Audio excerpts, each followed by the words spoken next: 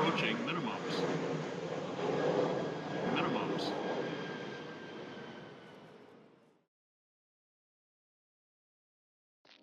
はい、皆さんこんにちは。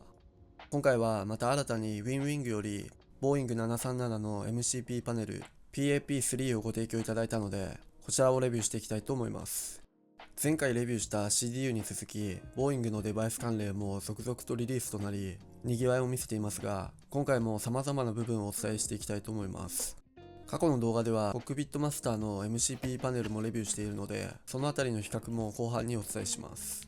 それでは早速中の方を見ていきたいと思います。今回付属しているものは取り付け用のブランケットと USB ケーブル、固定するためのネジや滑り止めなども入っています。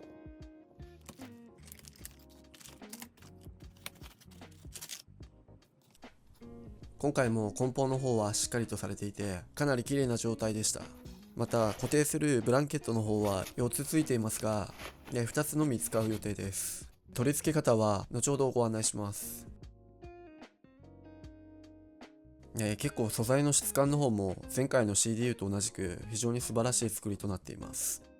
今回のこの MCP パネルはこの PAP3 と PAP3MAG の2種類となっていて、 PAP3MAG の方ではオートスロットルアームスイッチを切断すると自動的に切れる仕組みになっています。またさらには別売りで MAG スイッチのみの販売もされています。どちらもフルスケールとなっていて、実際の737の MCP に近づけたディテールとなっています。この本体のサイズですが、横が約57センチ、高さが 17.5、奥行きが 11.6 で、重量が約 1.8 キロになっています。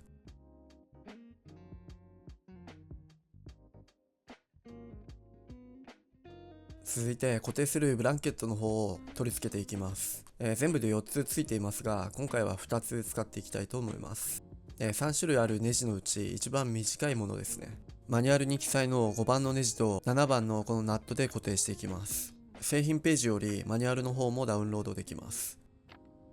ブランケットの穴と本体の横のネジ穴に固定していきます。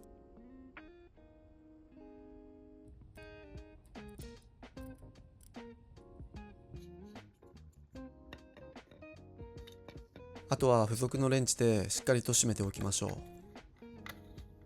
う。裏側には残りの2つのブランケットも付けられるようになっています。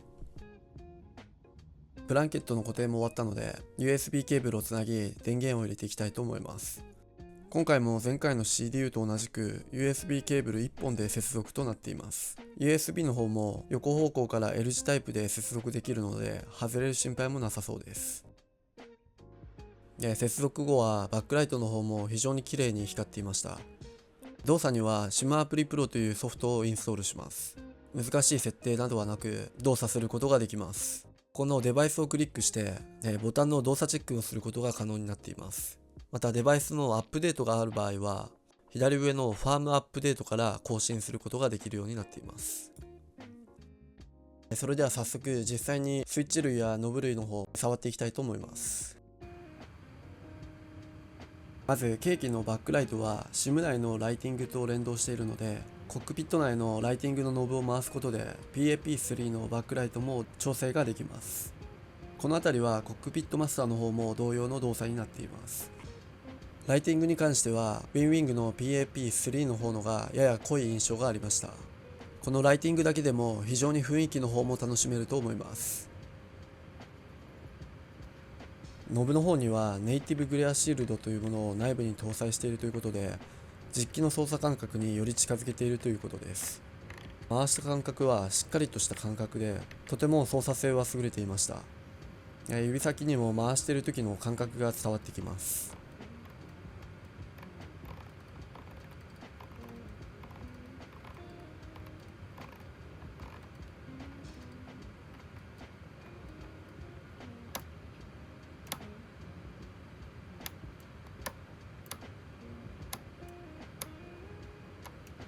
ゆっくり回した時も正確に値を表示でき、早く回すことで実機同様に素早く次のコードに設定ができるので、この辺りは非常に使いやすそうです。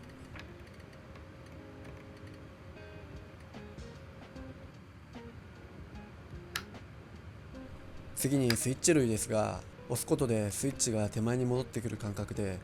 これもかなり押しやすくなっています。ノブやスイッチ類は以前レビューしたコックピットマスターの MCP とほとんど大差がないように感じます。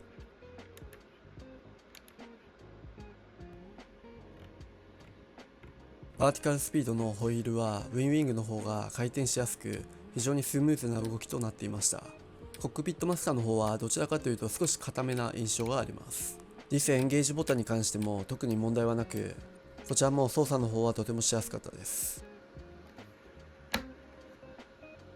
続いてはですね、前回紹介したコックピットマスターの MCP と、まずは外見の方から比較してみたいと思います。ちなみにこの2つの MCP、ウィンウィングの PAP3 の価格が日本円で約23,000円で、コックピットマスターの MCP は以前まではこのモデルで$999でしたが、現在はまた別のモデルがリリースされ、値段の方が$599となっています。ですがオートスロットルが磁気タイプではないので、手動でオンオフにするタイプになったということです。外見の方ですが、コックピットマスターの方はライトグレー、ウィンウィングの方は濃いめのグレーになっています。また大きさの方はほとんど変わりませんが、ウィンウィングの方が若干奥行きの方がスタイリッシュな感じになっています。両者比べてもつまみのほんと少しの違いであったり、パーツ類の形状の若干の違いであったり、それぞれですね、非常によく作られています。こうして比べてみると色の違いだけかと思うくらい実機を忠実に再現されています。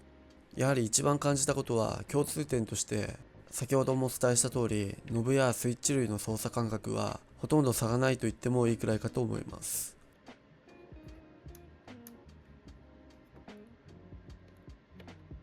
一つだけ大きな違いというと、オートスロットルアームスイッチに関してはコックピットマスターではオートスロットルを解除することで磁気で自動的にオフになりますが、この PAP3 のモデルでは手動でオンオフにするタイプになります。オフにする場合はもう一度上に上げて下に下げるとオフになります。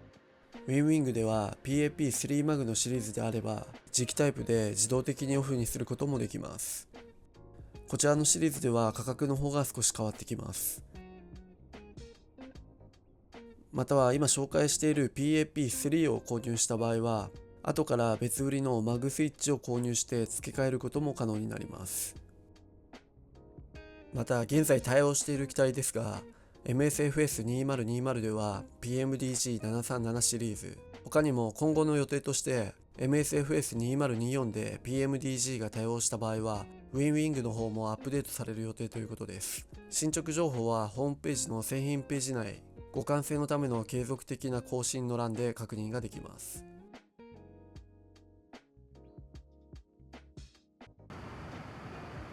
続いてアプローチ時の様子を紹介します。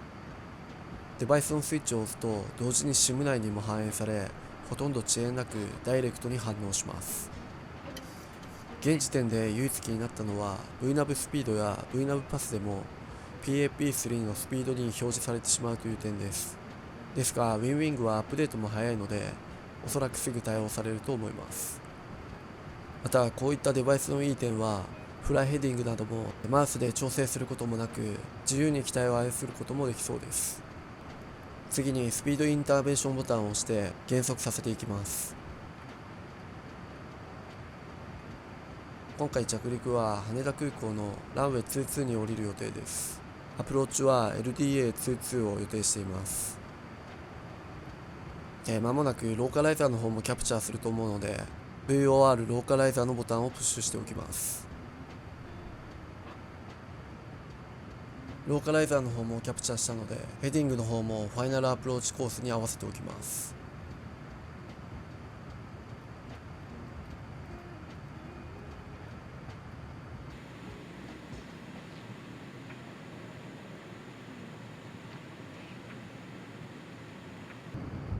ギアの方も出し、残り DME が8マイルになったのでさらに減速していきます。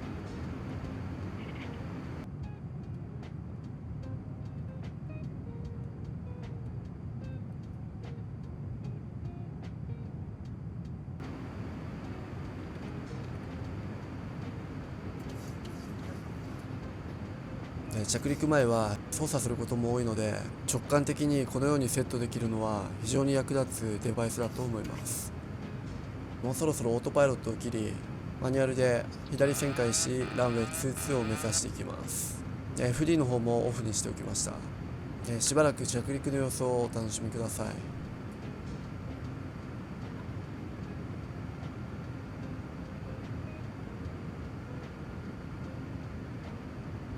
Approaching minimums.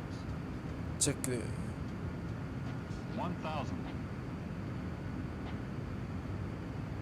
Minimums. ランディング。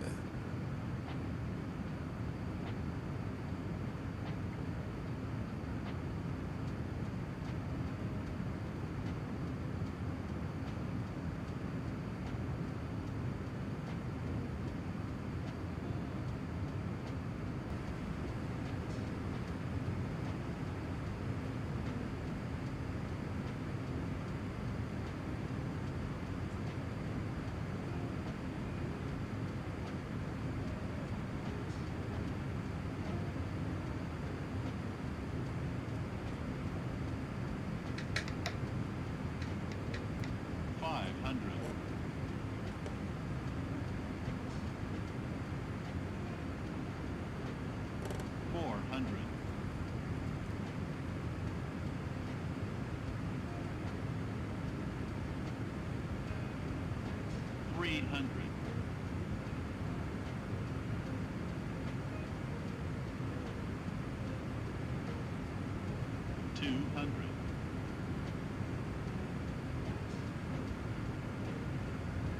100. 50. 30. 20. 10.